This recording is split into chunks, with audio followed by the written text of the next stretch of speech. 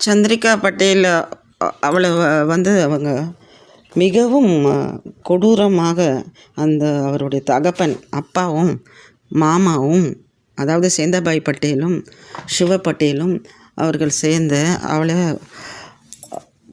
ஒரு கல்யாணத்துக்கு அவளை வந்து மிகவும் அவங்க ஃபோர்ஸ் பண்ணாங்க. ஆனால் அவள் அதை ஒத்துக்கலை. அதனால் அவங்க ரொம்ப கோபமாகி இந்த மாதிரி வாழுறது ஒரு ரொம்ப பெரிய பிரச்சனைன்னு சொல்லிவிட்டு அவங்க என்ன செஞ்சாங்க, அவளுக்கு பாலில் விஷம் கலந்து அதை குடிக்க வச்சாங்க. அப்படியே தூங்கிட்டா. தூக்கம் வருதுன்னு சொல்லி தூங்கிட்டா. அப்புறம் 3 விதமாக அவளை கொலை செஞ்சாங்க. பாலில் விஷம் கொடுத்துட்டு, அப்புறம் கழுத்தை அப்படியே நறுக்கி, கழுத்தை அப்படியே இறுக்கி, அதுக்கப்புறம் 3வதாக அவளை துப்பட்டா கட்டி அந்த ஃபேன் மேலே தொங்க விட்டுட்டாங்க. அதுக்கப்புறம் அடுத்த நாள் அவள் இறந்துட்டான்னு சொல்லிட்டாங்க. இது இவ்வளவும் நடந்தது தாய்க்கு தெரியலன்றாங்க. அது என்ன தான் பண்ணாங்களோ அந்த மாதிரி எனக்கு தெரியல.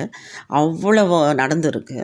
அவளை வந்து அடுத்த நாள் நேச்சுரலாக ஹார்ட் அட்டாக்கில் இறந்துட்டான்னு உடனே காரியங்களை பண்ணிட்டாங்க. ஆனால் 7 நாள் கழித்து ஜெயிலேருந்து வந்த விடுதலையான ஹரிஷ் சௌத்ரி, அவளுடைய காதலன், அவர் வந்து இதில் ஏதோ சந்தேகம் இருக்குது, அவள் வந்து ஹேபியஸ் கார்பஸ் பெட்டிஷனை ஃபைல் பண்ணுறாரு. அப்போ 3வது நாள் அந்த பொண்ணு வந்து அது ஆஜராகணும் கோர்ட்டுக்கு, அந்த பெட்டிஷன். அப்போ அவங்க அப்பாவும் அந்த மாமாவும் வந்து அவங்க வந்துட்டு, இல்லை அவள் இறந்துட்டா, ஹார்ட் அட்டாக்கில் இறந்துட்டான்னு டெத் சர்டிஃபிகேட் ப்ரொடியூஸ் பண்ணுறாங்க.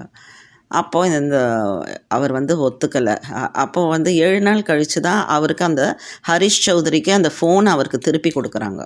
மறுபடியும் ஃபோன் எடுத்து பார்த்தா இன்ஸ்டாகிராமில் என்னை காப்பாற்றுங்க, இவங்க என்னை கொலை பண்ணுறாங்க, என்னை வேறு கல்யாணத்துக்கு என்னை ஃபோர்ஸ் பண்ணுறாங்க, எனக்கு இதில் விருப்பம் இல்லை, ஏன்னா உங்களோட அழைச்சின்னு போயிடுங்க, நான் இங்கே தப்பிக்கணும், இங்கே என்னால் முடியல, என்னை இந்த ஸ்டோர் ரூமில் அடைச்சி வச்சு என்னை கொலை பண்ண போகிறாங்கன்னு அந்த பொண்ணு 7 மணிக்கு வந்து இன்ஸ்டாவில் அவருக்கு மெசேஜ் பண்ணியிருக்கா ஹரிஷ் சௌத்ரிக்கு. ஆனால் 7 நாள் கழித்து தான் அவர் பார்க்க வேண்டிய, ஏன்னா அவருடைய ஃபோனை கான்ஃபிஸ்கேட் பண்ணிட்டாங்க, அவங்க எடுத்துட்டாங்க, போலீஸில் எடுத்துட்டாங்க, காவலில்.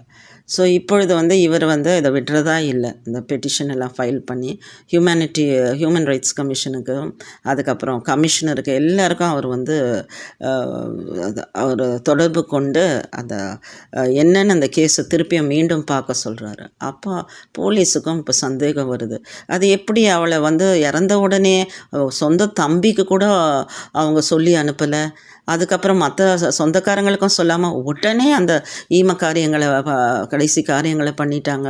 அது ஏன் அவங்க வந்து ஒரு டாக்டர்கிட்ட கூட கூட்டிகிட்டு வரலையே? அப்போ உடனே ஹார்ட் அட்டாக்னா உடனே